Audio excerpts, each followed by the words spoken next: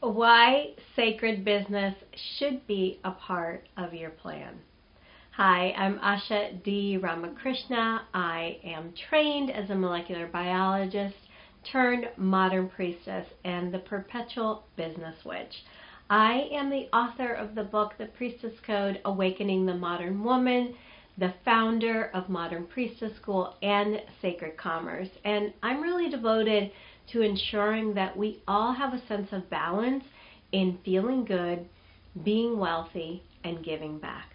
So let's talk about sacred business and why we need to incorporate this. So it's no secret that business is changing.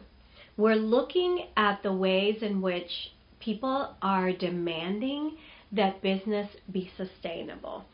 People are demanding that businesses be equitable. And there are many mythologies that actually support that business is completely changing. It may be slow over time, but if you want to be on the cutting edge of things, I think that you're really going to appreciate this conversation. And please do subscribe to this YouTube channel so that you can know when other videos are available. Thank you for that. All right, so let's talk about the different mythologies that support that things are changing. You can look at just how 2020 completely shifted the way we were doing business. We started moving more into the online space. We started really understanding that we weren't very sustainable in the way we were conducting business. We were just kind of, before 2020, we were just kind of like moving through life and accepting certain things just because that's what it has been. And really, we all knew that it wasn't really helpful for us to feel good. And it probably wasn't super profitable either. And it wasn't allowing us to have a good life-work balance in general, right? You can look at things such as commuting. You can look at things of renting space that, maybe is a little unnecessary. And we all started noticing that we actually work really well at home. Now, I'm not saying that all of this, that 2020 was, a basket of roses by any means, but we sort of started seeing that, whoa, something is changing here, right?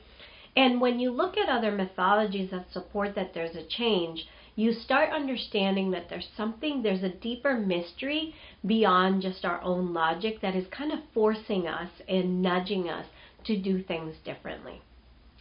I want to talk about a few of these mythologies. One is looking at the Mayan calendar. Many believe that actually the beginning of the Mayan calendar begins in 2020. So this is a new beginning. Another mythology, if you're into human design, and if you don't know about human design, then you and I need to get to know each other more. Human design is a synthesis of Eastern, Western astrology, the I Ching, quantum mechanics, the chakra system, and the Kabbalah. And this is something that I teach on in both the course, The Sacred Commerce, and in Modern Priestess School. And I do one-on-one consults with people in human design. It's amazing. It's super strategic. It's very grounded, and it's something that you can use day to day. Anyway, within human design, we are seeing what we're calling a solar plexus mutation. And what this means is that we're actually moving away from the individual to the whole, to the collective. So we're moving from me to we. Another mythology that supports that something is changing is, you can debate the timing of this, but some people believe that we're moving from Kali Yuga to Satya Yuga. Kali Yuga, if you know the goddess Kali, she is the goddess of truth. She is the slayer of demons, and she is the one that reveals the true nature of the human and of societies. And she's also associated with deconstructing and creating an ability for us to actually live in truth, which is what Satya means. Satya is a Sanskrit word that means truth. And so Satya Yuga is where we start really living in our truth. And now there's debates about when one ends and the other begins, but basically we are in a deconstruct right now, and we're going to be in a rebuild in the next 5 to 10 years into the Satya Yuga. Another aspect, another mythology, or another system that explains what's happening is spiral dynamics or integral theory. There is one video that I have here that explains it a little bit more, so make sure that you go and check that video out. Spiral dynamics begins to explain to us, give us the context as to what is happening in business. Why are some people operating in one level of consciousness and what's actually being shifted? And what you see in spiral dynamics or integral theory is that actually most of, say, Wall Street or standard businesses are operating at orange consciousness level, which is a little bit more logical and it's a little bit more about goals oriented and transactional. And then some, say, entrepreneurs or businesses that are super solid, like Patagonia, which needs a little bit more equity in there. They need a little bit more diversity, but businesses like that understand that they influence and impact the whole are starting to move into what we call green consciousness level, which is about oneness, which is about togetherness. They take a look at the environment, and some of them also consider equitable practices. And then what we see, and what I think that movements such as Black Lives Matter and movements of spiritual and cultural teachings are asking, is that we not strip from people anymore, that we stop really being extractive kind of in our mentality and our consciousness, and actually understand that we have to take a look at the whole. Humans are helping us build businesses, and we really have to honor the humans that are helping us build businesses rather than taking advantage of them, right? So another aspect that I want us to consider is also what is happening to the U.S. economy. The U.S. economy affects many economies. Yes, China does as well, more so really. But if we just look at the U.S. economy, what we start seeing is that there is a decline since the peak of the U.S. economy has really happened in the 1950s, and there is a decline since then. Now, I'm not professing that there's going to be a collapse of the U.S. economy, but I really do believe that there's going to be a restructuring, and we're already seeing that. We're already demanding more of our brands. We're already demanding more of our businesses. We're seeing cancel culture, and we're seeing people being called in to up their game and to grow up a little bit more. So we're already kind of tapping into the very edge of the beginning of why sacred economy or why sacred business is actually something that we all need to be considering. Again, if you're someone who is always on the cutting edge of things and you're always a little bit ahead of the curve, I think you're really going to benefit from considering all these aspects. So what does sacred business mean? If there's one thing that I see that has really been lacking in modern economy and modern businesses is the lack of what I call the principles of the Great Mother. The principles of the aspects of what some of us call the feminine or the yin principles of life.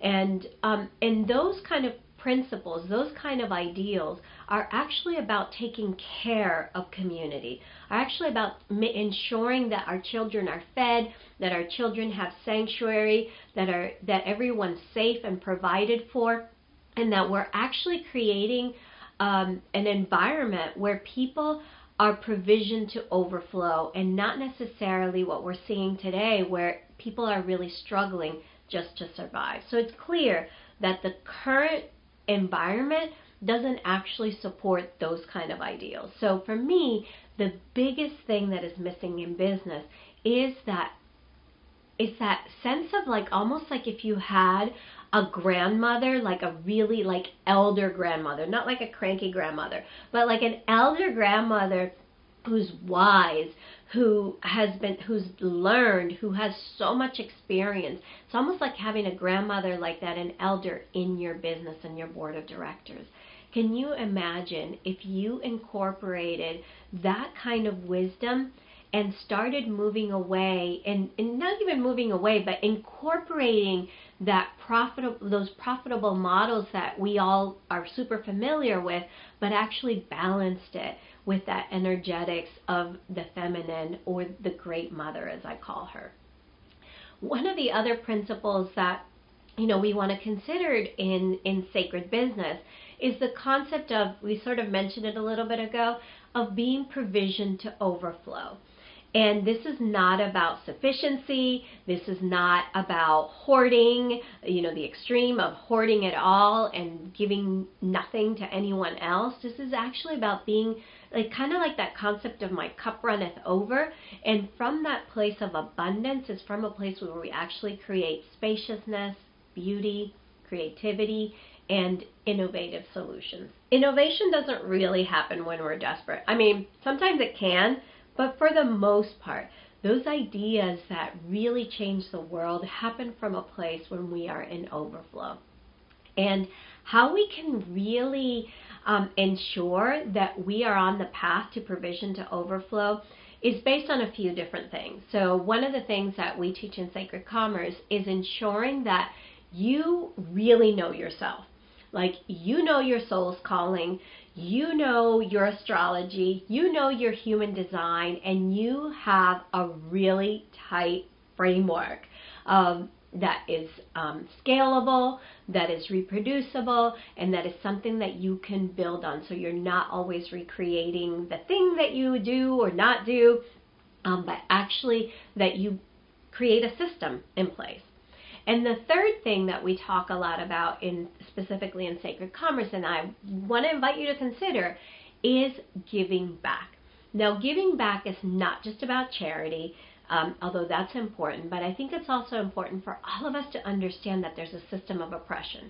And the more marginalized of an identity you have, the less that the system works for you. Now, I'm not saying this is a reason for those of us who hold marginalized identities to take that on and become victims. I just think it's important for us to consider. And the more privilege that we hold, I think it's important for us to consider how other people are affected by this system.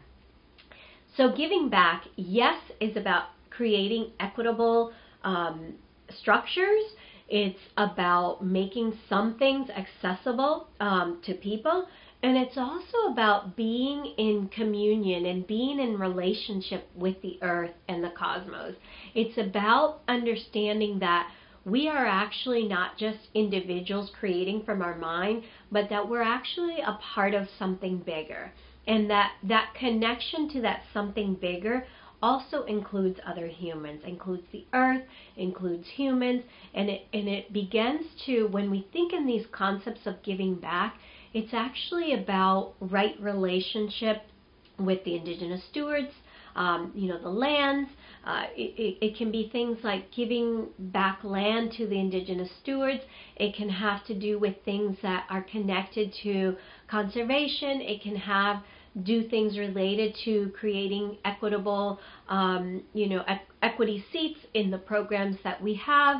There are ways in which we can be in a constant relationship of giving back. And I actually think that this is really, really important. And we have to look beyond just tax credit, or just, that you're able to deduct from your taxes because you've given to a nonprofit. This actually needs to become a way of being, a way of doing business. And it's not, and we shouldn't necessarily look at it as like a badge that we wear and something that we get to share on social media, which, it's fine, but this is really less about theatrics and more about actually changing the consciousness of our business. I really think that most businesses have become empty. We can feel that.